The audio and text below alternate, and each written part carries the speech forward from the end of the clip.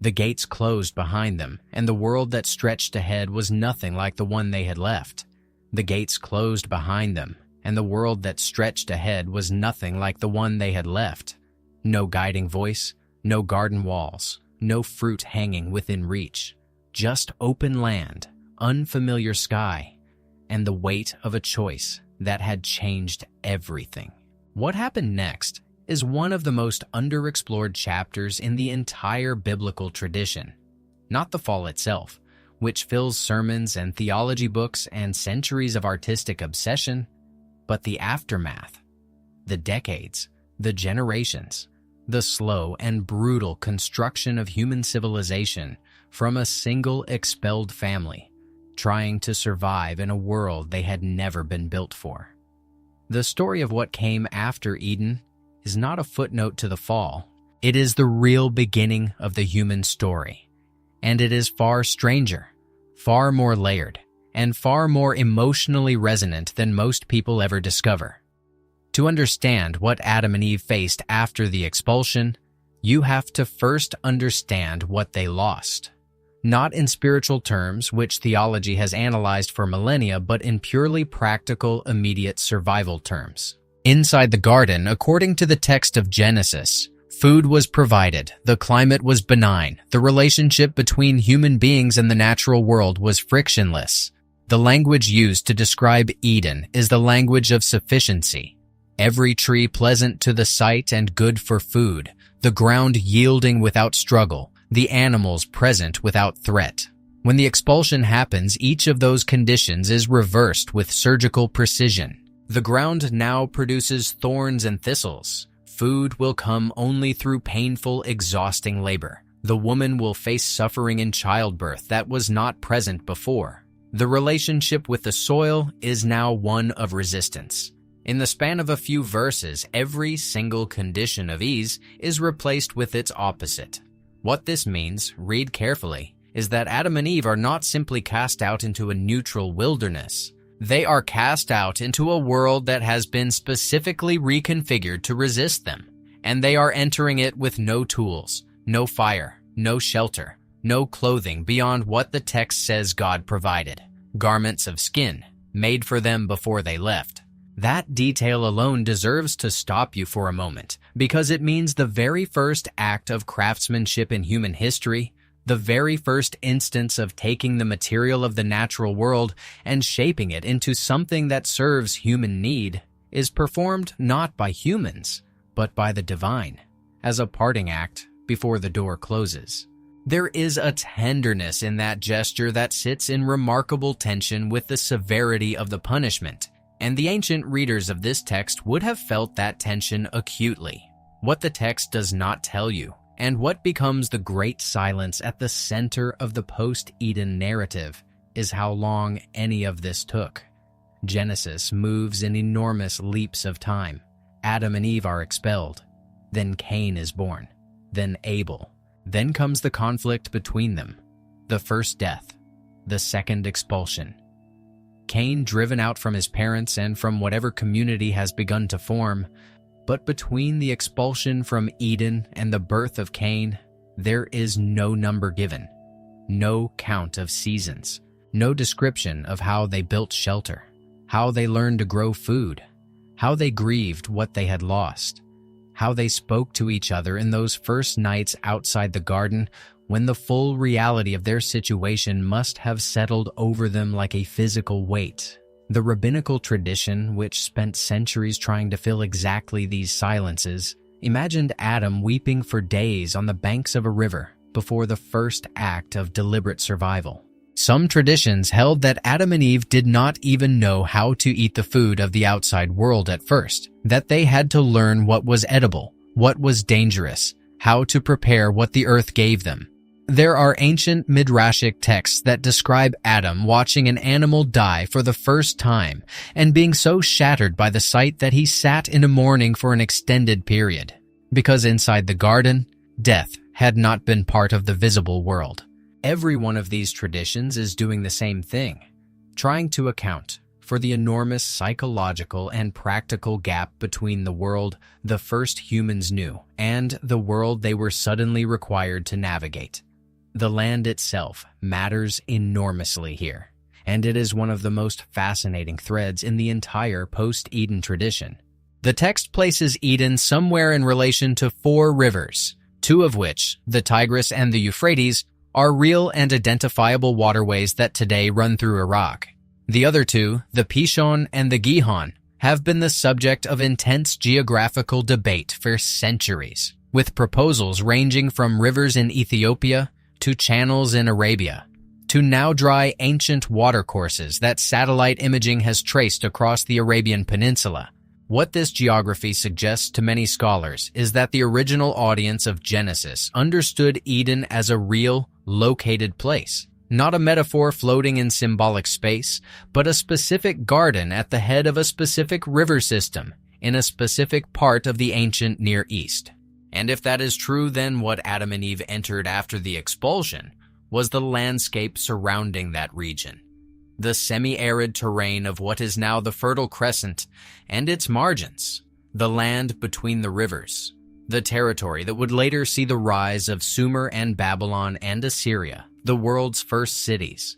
The bitter irony embedded in this geography is profound. The same general region where the first humans are described as losing paradise is the same region where human civilization first managed to reconstruct, through enormous collective effort, something approaching organized society. As if the species spent thousands of years trying to rebuild from the ground up what had been taken in an instant. The first children born outside Eden carry the entire weight of that first generation's trauma, and the story the text tells about them is one of the most studied and debated passages in the whole of the Hebrew Bible. Cain and Abel are not simply 2 brothers with different occupations. They represent, in the reading of many traditions, the 2 fundamental modes of human survival in the ancient world: the farmer and the herder, the settler and the nomad, the one who stays and the one who moves. The conflict between these 2 ways of life was not abstract in the ancient Near East. It was a lived daily tension that shaped politics, territory, identity, and survival for thousands of years.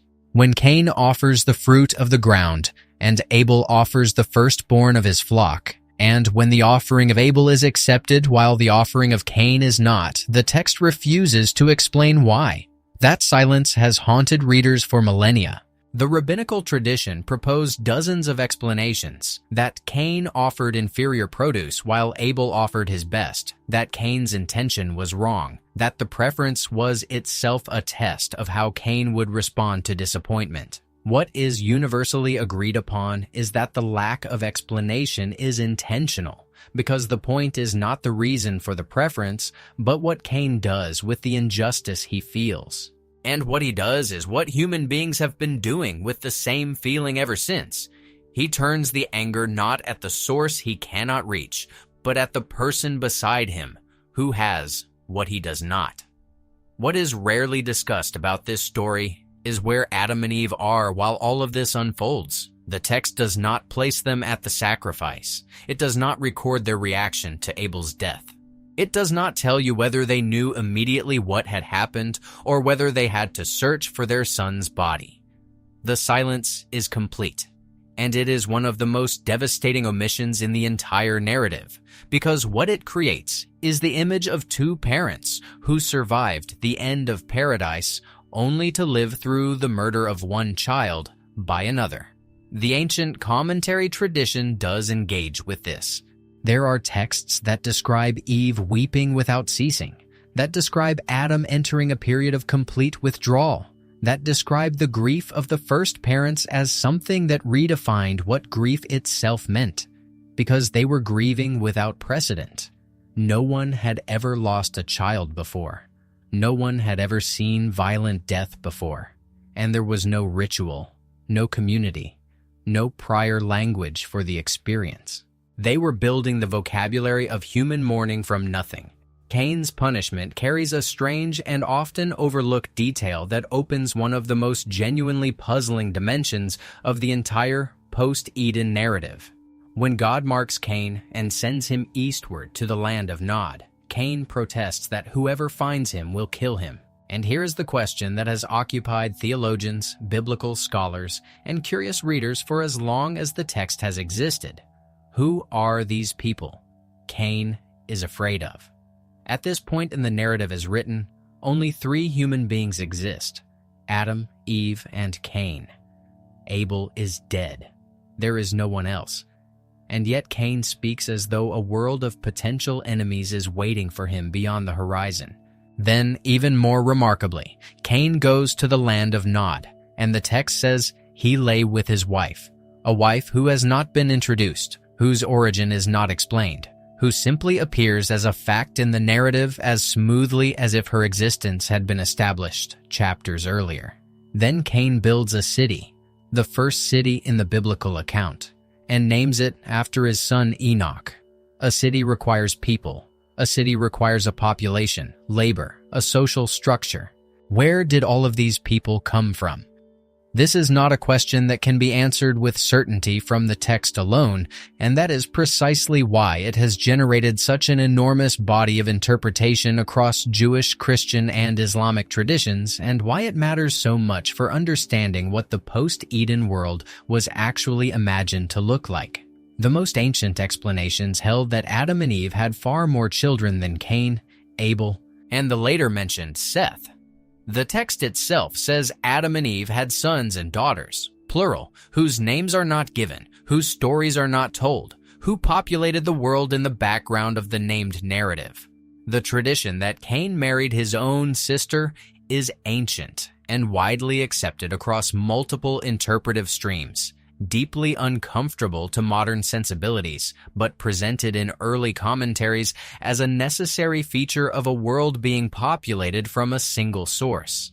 Other traditions, particularly in certain strands of Jewish mystical thought and in some early Christian writings, propose the existence of pre-Adamic peoples, human beings or human-like beings who existed before the Adam and Eve narrative, who populated the earth before the garden story and continued to exist after the expulsion. This reading, which was controversial in its own time and remains theologically contested, attempts to resolve the logical gap by suggesting that the Genesis narrative was never intended to describe the creation of all human beings on earth, but rather a specific lineage, a specific covenant relationship, a specific spiritual origin story that ran alongside a broader human world.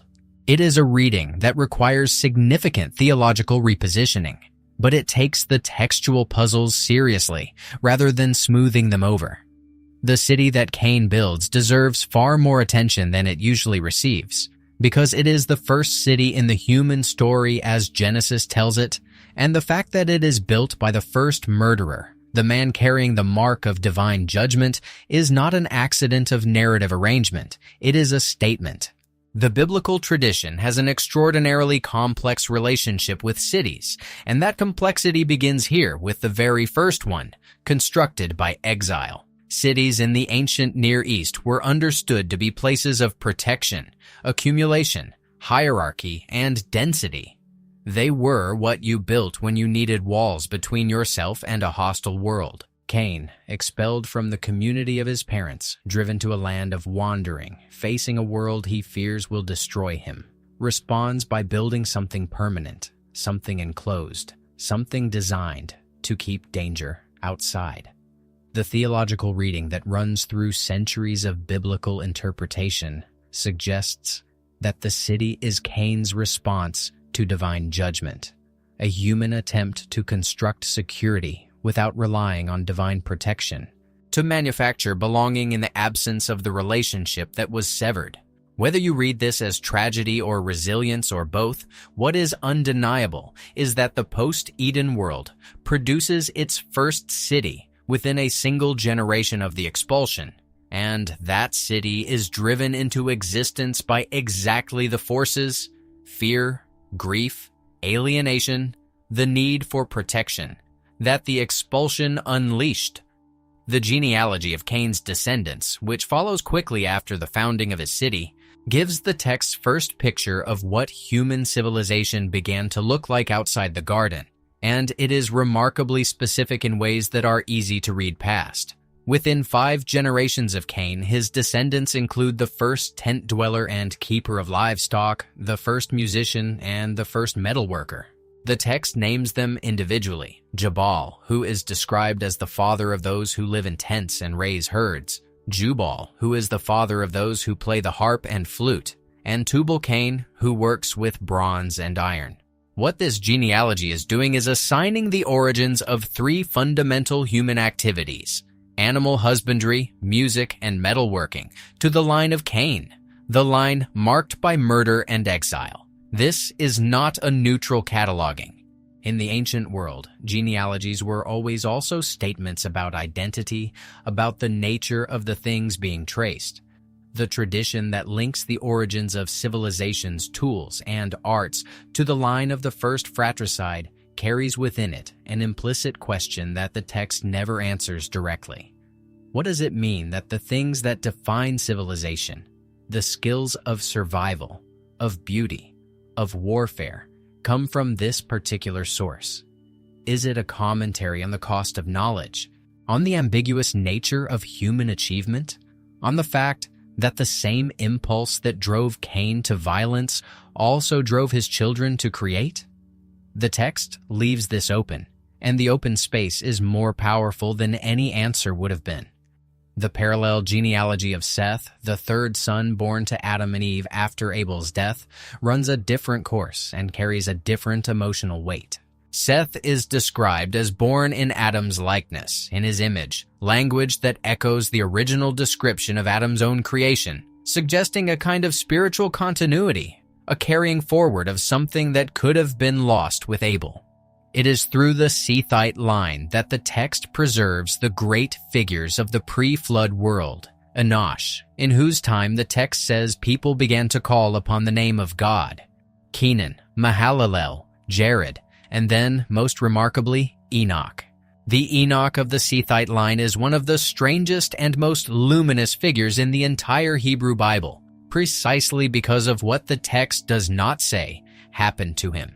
Every other name in the genealogy ends with the same formula: and he died. When the text reaches Enoch, the formula changes. It says Enoch walked with God, and then it says he was not, for God took him. He did not die. He simply ceased to be present in the world.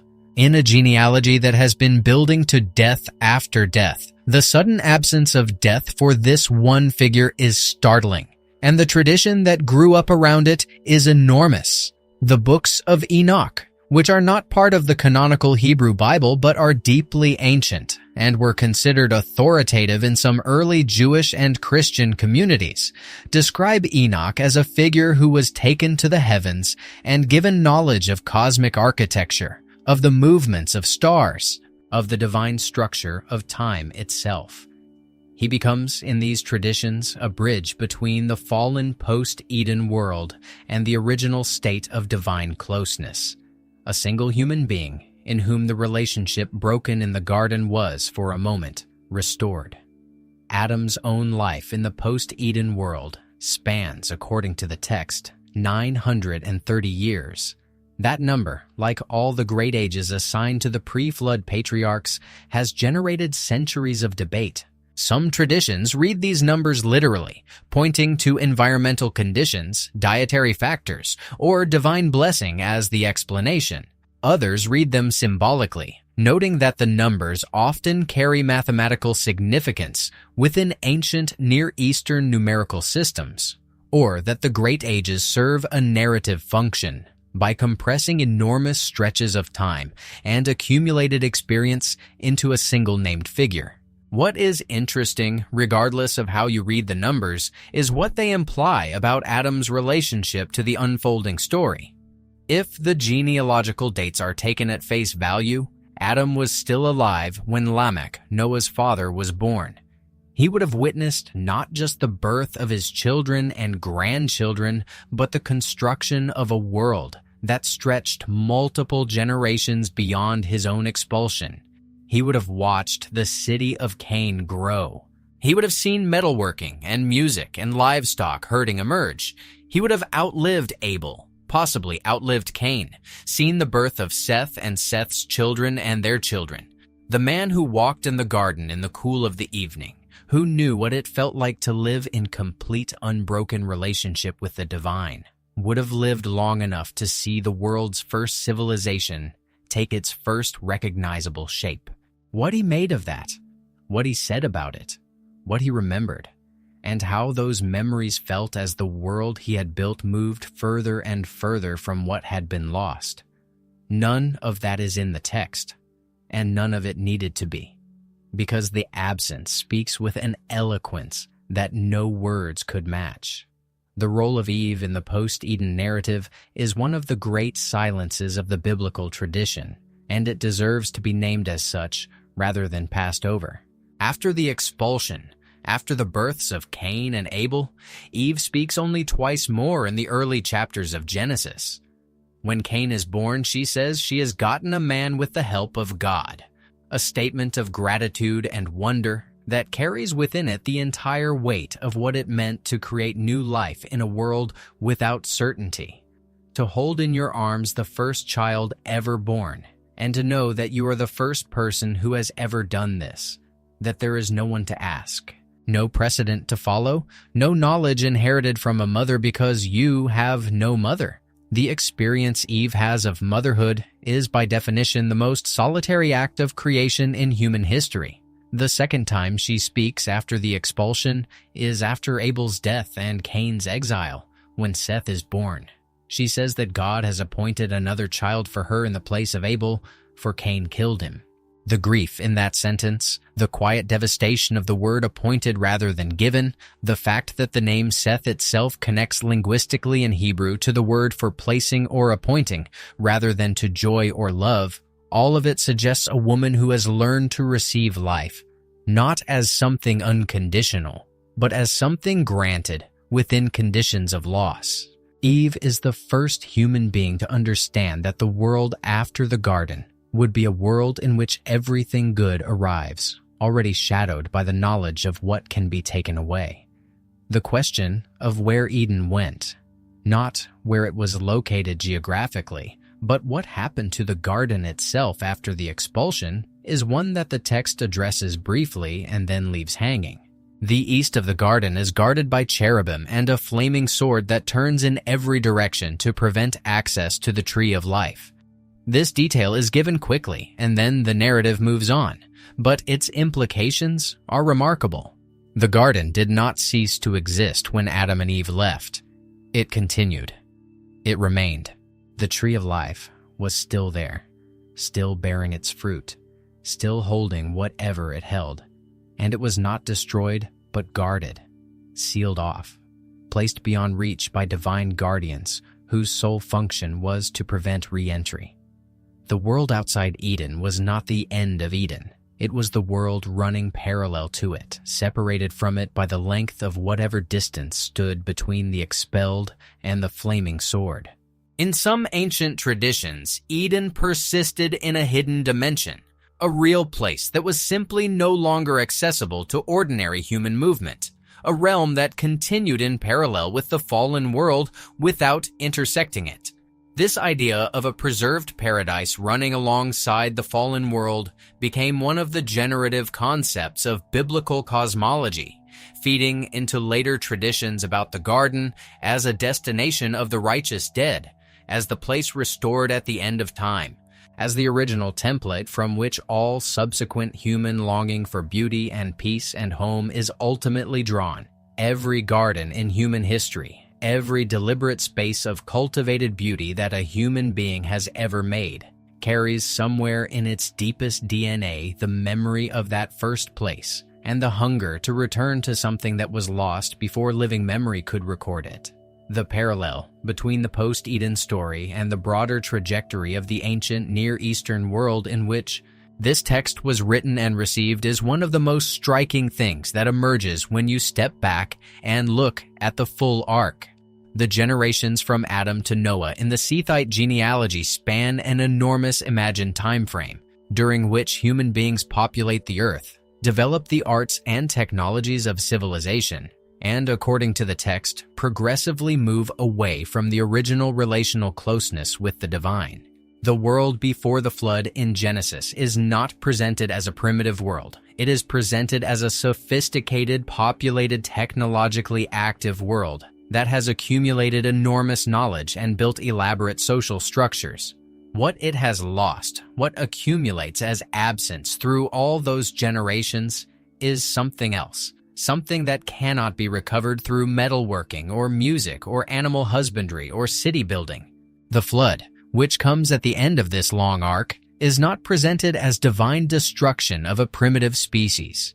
It is presented as the resetting of a world that had filled itself with what the text calls corruption and violence, a world that had built much and lost the most important thing. And Noah, the one figure chosen to carry the human story through the reset, is described with the same language used for Enoch. He walked with God. In a world that had been moving away from the garden for generations, Noah is the one person who still knew how to do what Adam had done before the expulsion.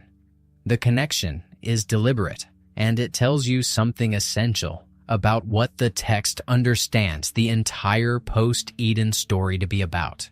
Not the building of civilization, which happens almost incidentally, but the question of whether the relationship broken in the garden can ever be recovered, whether the distance can be crossed, whether the flaming sword can ever be passed. This is the question worth sitting with, and it is genuinely connected to something that thinking about this material reveals in a new way. Every human religious tradition, every philosophical system, every effort to build a good society, every attempt to construct justice or beauty or meaning can be read as a response to the same original rupture.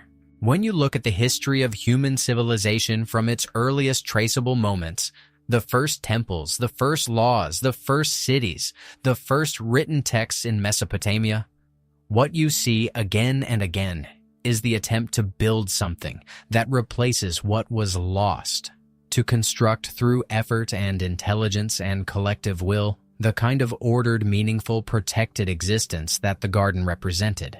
The Sumerians built their ziggurats as mountains that would bring them closer to the divine, recreating an architecture, the geography of encounter that had been lost in the garden. The Egyptians organized their entire civilization around the concept of ma'at, a cosmic order, a rightness of relationship between the human and the divine, the living and the dead, the individual and the community. That reads as an elaborate cultural effort to reconstruct the harmony that existed before the fall.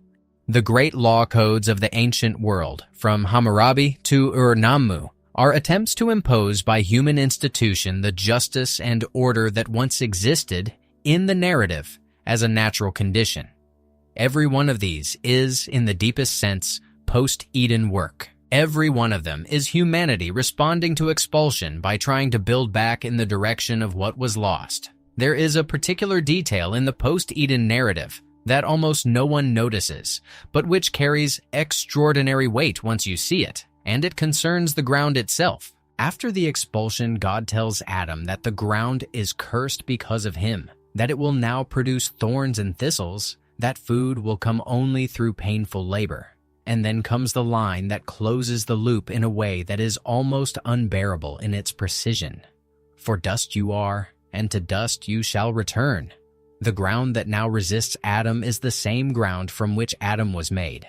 The earth that will yield only thorns and thistles to his effort will eventually receive his body back into itself. The material of his creation has become both his obstacle and his grave. And yet, and this is the part that tends to get lost, it is also the material from which his children will grow food, from which they will build shelter, from which they will mine the copper and tin that Tubal-Cain will work into tools, from which the whole apparatus of human survival and civilization will be constructed. The cursed ground is also the generative ground. The earth that resists is also the earth that provides. The place of death is also the place of birth. This double nature of the post-Eden world, where everything that can harm you is also, if you learn to work with it rather than against it, the thing that can sustain you, is not a contradiction in the text. It is the text's central insight about what the human condition actually is. Here is the question that this story, read in full, keeps generating and never quite answers. If you had lived in that first generation outside the garden, knowing what had been lost, knowing that you yourself had been made for a different world than the one you were living in, what would you have done with that knowledge? Would it have been a wound that never healed? A grief that colored everything? Or would it have become the engine of everything you built? The reason you kept trying, kept creating, kept calling out across whatever distance separated you from what you remembered? The people who shaped these ancient texts were not asking this question idly. They were living in the historical landscape that the post-Eden story describes, building cities, working the ground, raising children in conditions of difficulty and loss and occasional extraordinary beauty. And they were asking whether all of that effort meant something, whether the distance between the world they inhabited and the world they sensed somewhere behind the reach of ordinary life was a distance that could, in some way, somehow be crossed. What makes the post-Eden story permanently alive is not its theology, though that is rich and layered and still unresolved. It is not its archaeology, though the geographical clues it drops have sent serious investigators across the ancient Near East for generations. It is not even its literary architecture, though that architecture is more carefully constructed than most casual readings reveal. What makes it alive is that it is, at its core, a story about the experience of having been somewhere better and knowing with the complete certainty of lived memory what it felt like, and then having to build a life anyway, in the world you actually have, with the materials the cursed and generous earth provides. That is not a Bronze Age problem. That is the human problem. It was the problem of the first generation outside the garden, and it is the problem of every generation since. The story did not end at the gate. It began there. And everything that has happened in human history, every city, every law, every song, every prayer, every attempt to make something beautiful or just or lasting out of the difficult materials of the world is, in the oldest available telling of the human story, what comes after. If something in this story changed how you see the earliest chapters of Genesis or made you think about something in human history differently, leave that thought in the comments, because these are conversations that deserve more voices. And if you want to keep going deeper into the stories and civilizations that shaped everything we are, subscribe and share this with someone who would read the first few sentences of Genesis differently after watching this.